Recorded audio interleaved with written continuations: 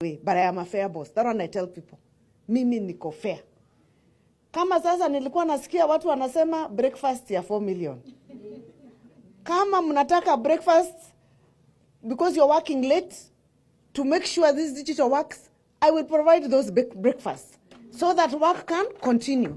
Because that 4 million they were talking about is 4 million for the entire year for our revenue collectors. These revenue collectors, we only pay them 15,000 shillings per person. Sasa nataka muniangalie. 15,000. Alafu nimewaambia waniokote pesa ifike 700 million shillings. Now they have to be at the market at 4 a.m. Lori zikiingia, zikiweka mizigo wachukue tax. And then you tell me I don't give them a supplement to have breakfast. I have no apologies to make about that. Because I want this staff to work. Ujambo msikilizaji, karibu kwenye makala maalum. Gavana wa Kirinyaga Anne Waiguru amefukuzwa kutoka kwenye nyumba yake ya kifahari huko Kitizuru. Nyumba aliyoita yake, nyumba anayesema alinunua kwa jasho lake, lakini sasa imegeuka kuwa chanzo cha mzozo mkali, madai ya deni na vita vya sheria ambavyo vimechukua nchi nzima kwa mshangao.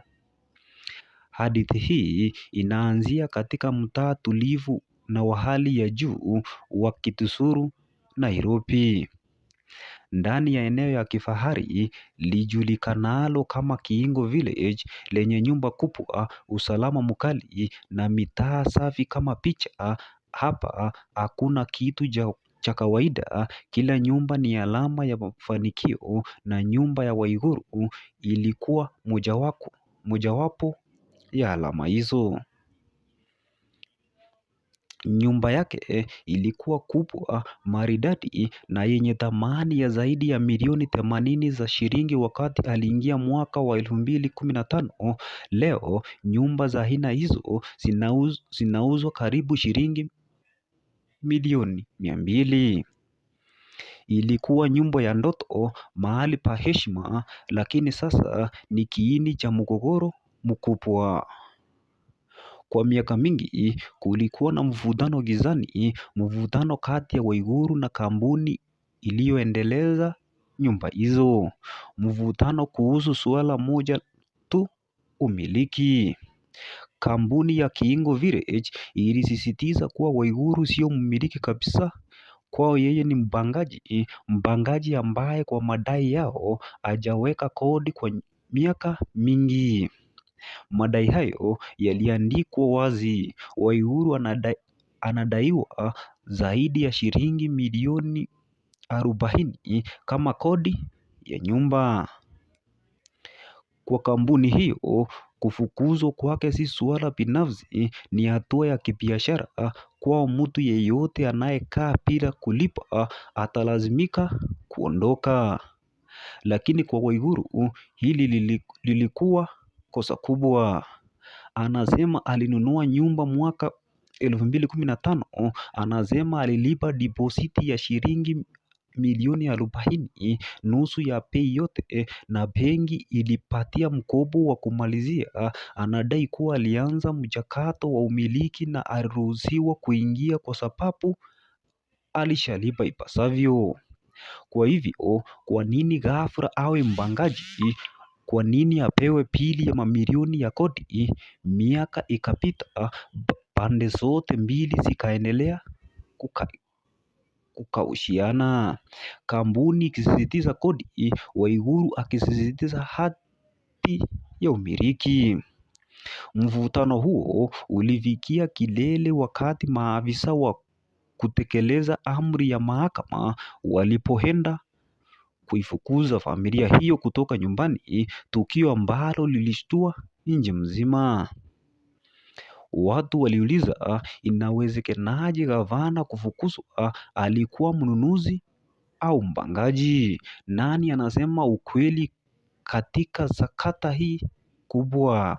Ili kuelewa kilicho nyuma ya pazia, ni lazima tuangalie zaidi kuhusu nyumba yenyewe na watu waliojenga.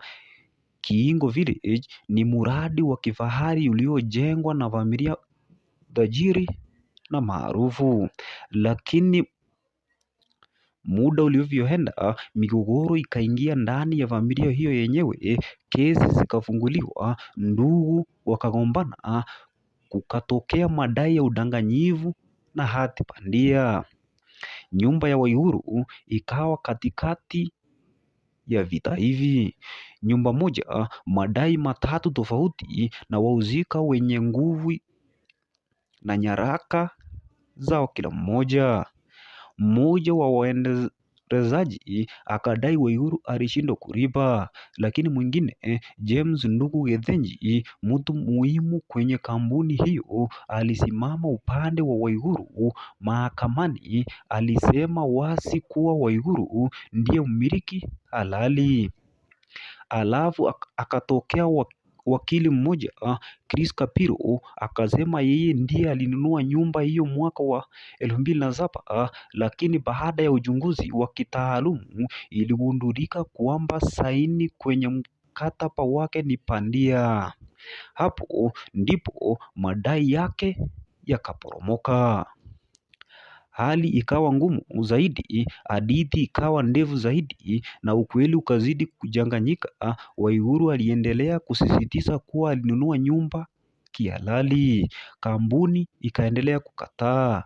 Mahakama ikaendelea kusikiliza ushahidi kutoka pande zote, na hatimaye tukio la kufukuza likafanyika, hatua iliyogeuka migogoro ya ndani kuwa habari kubwa ya kitaifa.